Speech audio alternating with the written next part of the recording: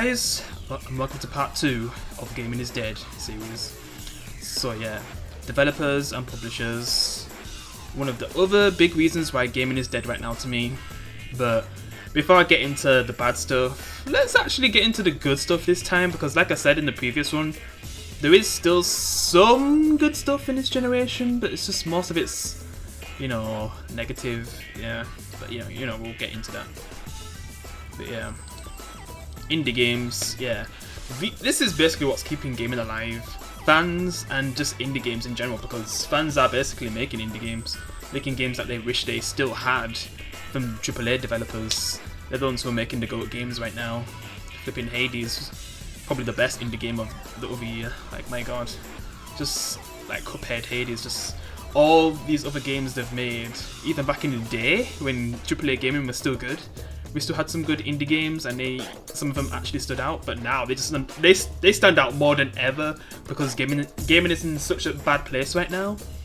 Like, to get the best true gaming experience, like mostly indie games, because yeah, there's still good, you know, AAA games out there, and I'm just gonna say, I guess, some of my favorites and just ones that are just, you know, doing well anyway. But yeah, Yakuza. So this is basically my favorite franchise right now in this awful generation of gaming. Yeah, I know a lot of people back in the day hate Sega because they completely put flipping Sonic through awful games.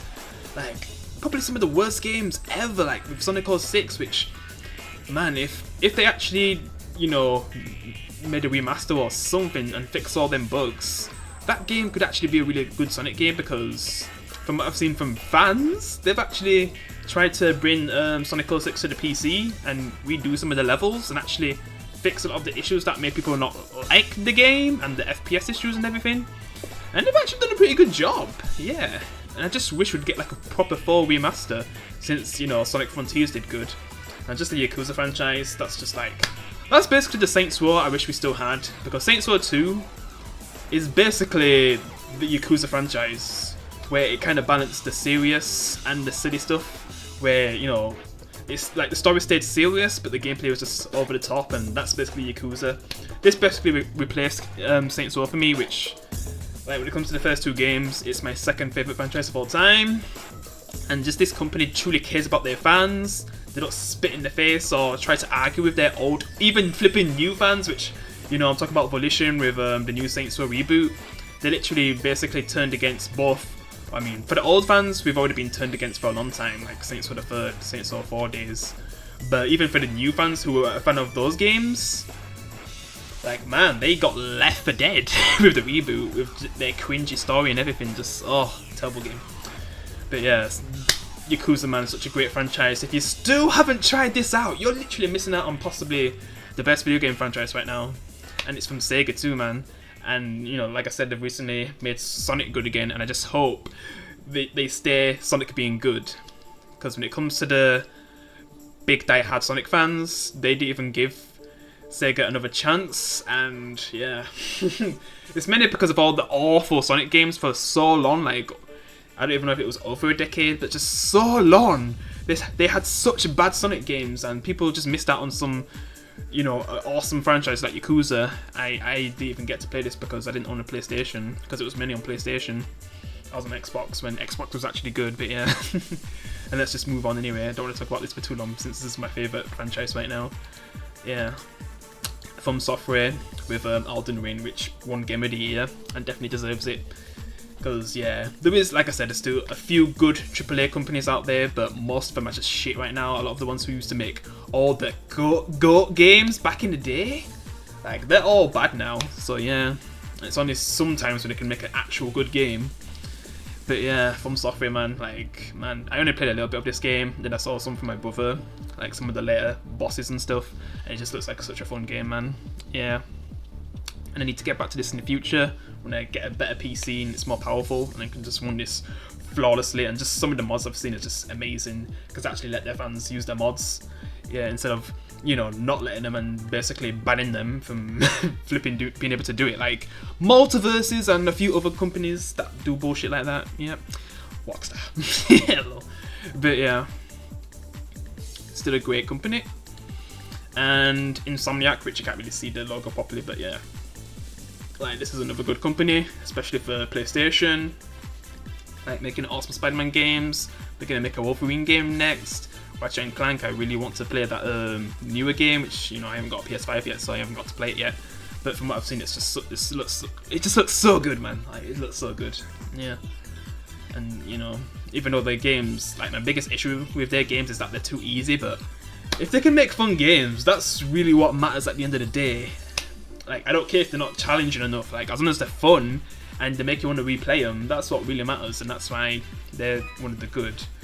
But yeah, even though there's good, there's also the bad, which is just ruining gaming, and to me it's dead at this point because of this stuff. Like, oh, this is like the king of why gaming is dead, especially when it comes to online. GT Online with flipping Rockstar, the developers, and Take-Two, the publishers. Just the dog poo they've given us. Dog poo, man. Flip it, dog shit. Like, my god.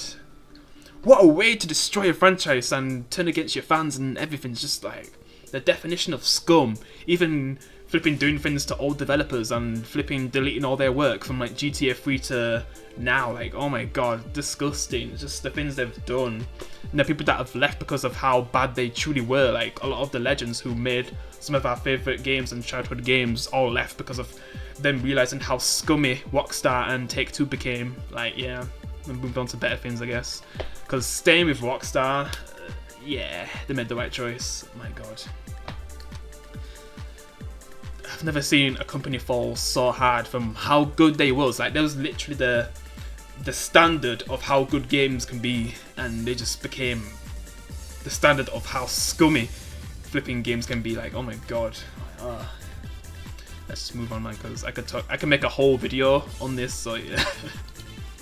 And EA just, even though it seems like for a little bit that was getting good, but then it just quickly just went back to being shit. But just so long at this point. I mean, even in the prime days of gaming, like, they were shit. And even when it was getting to the worst times, they actually went up a little bit, but then just quickly down to shit. And just their recent release of Jedi Survivor, that Star Wars game, like, I heard the optimization is awful on PC, and to me, flipping the first game, like, that still one's terrible. It's not really that well optimized. I need like a really powerful PC to win it, man.